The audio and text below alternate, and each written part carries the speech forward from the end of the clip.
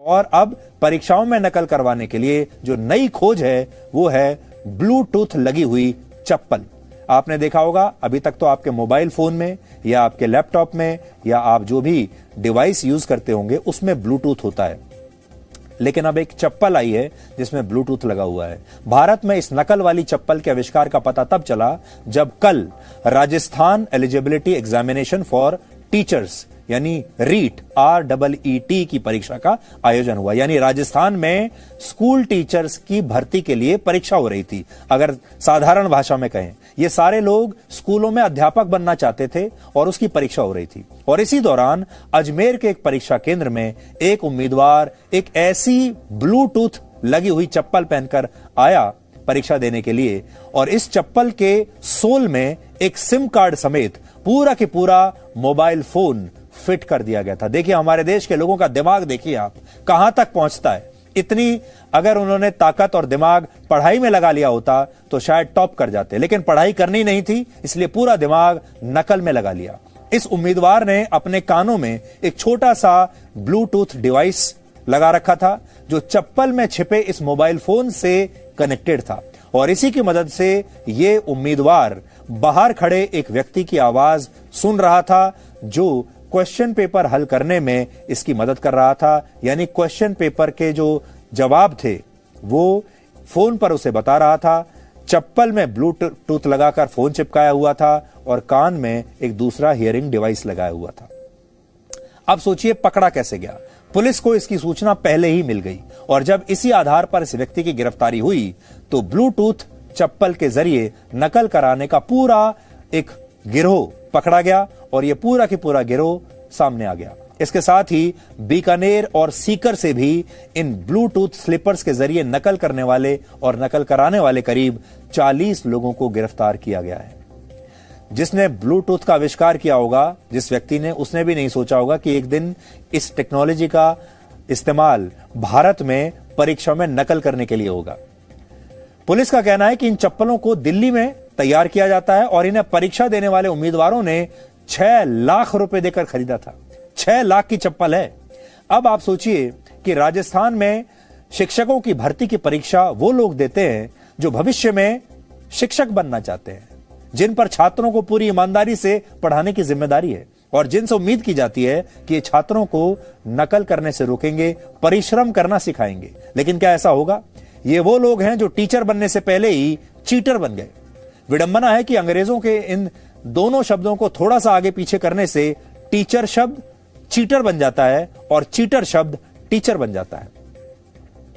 नकल एक गंभीर मुद्दा है, लेकिन राजस्थान में जो हुआ वो किसी मजाक से कम नहीं, और ये उन सारे छात्रों के साथ मजाक है, उन सारे छात्रों के मां बाप के साथ मजाक है जो पूरी मेहनत के साथ, निष्ठा के साथ पढ़ाई करके पूरे साल इम्तिहान देते हैं। पुलिस के मुताबिक इस चप्पल का आविष्कार करने वाला व्यक्ति बीकानेर में एक कोचिंग सेंटर का मालिक है, और इन चप्पलों की सप्लाई और मार्केटिंग करने वालों में पुलिस का एक सब इंस्पेक्टर भी शामिल है जो फिलहाल निलंबित है।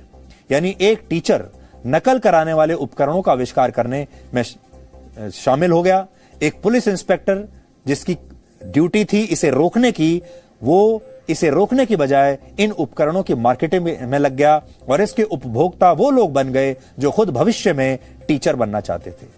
हमारे देश में नकल अब एक उद्योग बन चुका है। कुछ लोग नकल करके परीक्षा में पास होना चाहते हैं तो कुछ लोग ईमानदारी से परीक्षा देना चाहते हैं, लेकिन कई बार भाग्य और सिस्टम ईमानदार लोगों का साथ नहीं देता।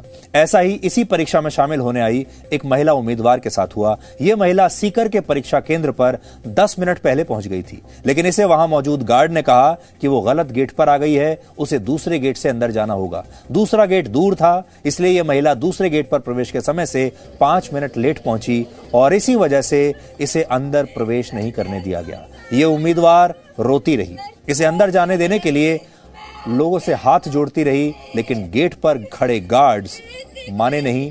ये भी देखिए।